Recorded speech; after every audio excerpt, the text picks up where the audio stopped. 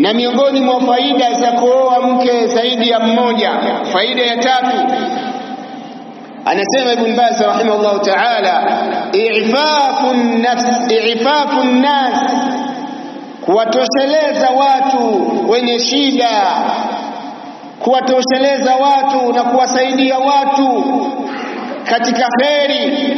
Fa innahu laysa kullu imra'atin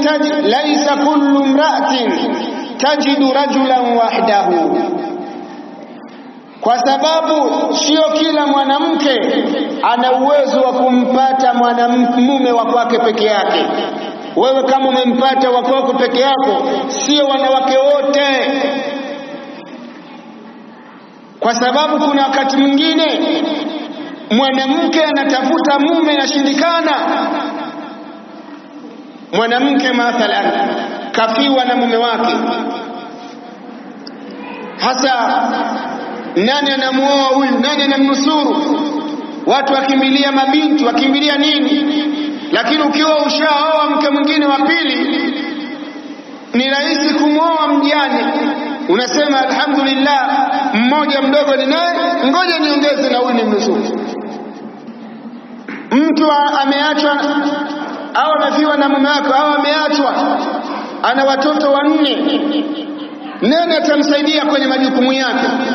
Lakini anapokuwa amenusuriwa, ina maana yule mume amemsaidia huyu mama na watoto wake. Kad yakunu rijal aqallu minan nisa, lakini kuna wakati wanaume wanakuwa ni wachache kuliko wanawake, na huu ndio uhalisia. Wala siyama inda alhurub, hasa wakati inapokithiri vita. Wala siyama fi akhir zaman, hasa katika zama za mwisho.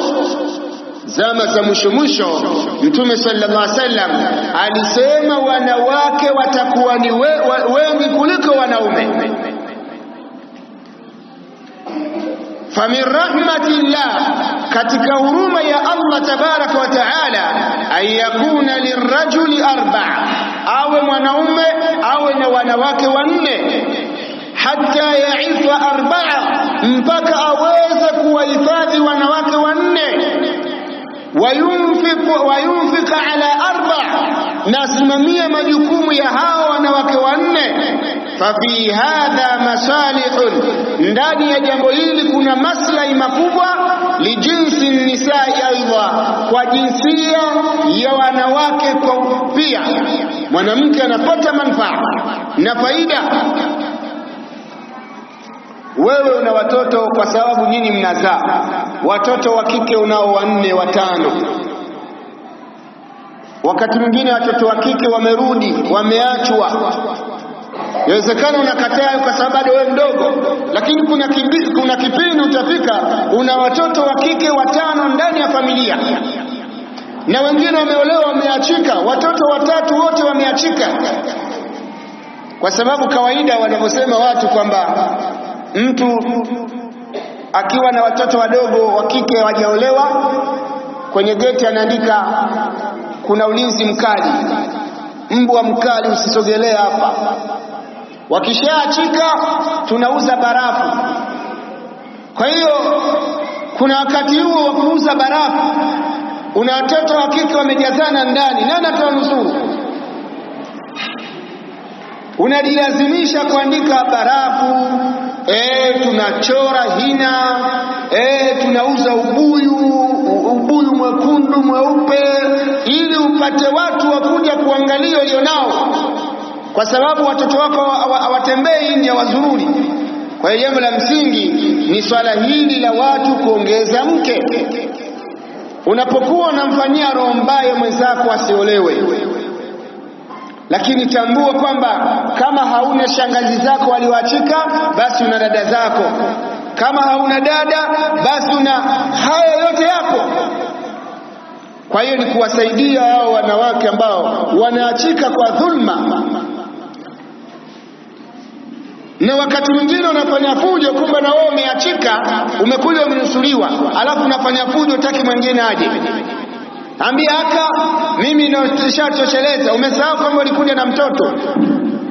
Kwa hiyo haya yote Waislamu akina mama msiingie katika mitego ya Mayahudi.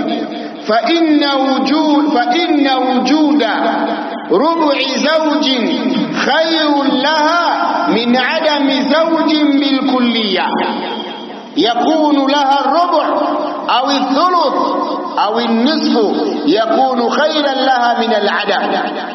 Sheikh anasema mkiwa watatu ina maana wewe una ya mume hauna. Ukiwa mmoja huyo mume ni wako mzima, lakini mkiwa wawili ina maana wewe una mume nusu na yeye ana mume nusu, mmoja mnamgawana. Mkiwa watatu una robo, una theluthi, moja ya tatu, moja ya tatu, moja ya tatu, yule mwanaume mnamgawana mara tatu. Mkiwa wanne yule mwanaume mnamgawana mara nne, kwamba wewe una kipande na wewe ana kipande na wewe ana kipande. Sasa kupata kipande robo ya mwanamume ni bora kukaa bila mume. Sasa hii zote ni kheri zinarudi kwa kina mama, kwamba kuna kuachika, kuna kufiwa. Kama alivyokukuta wewe, watoto wako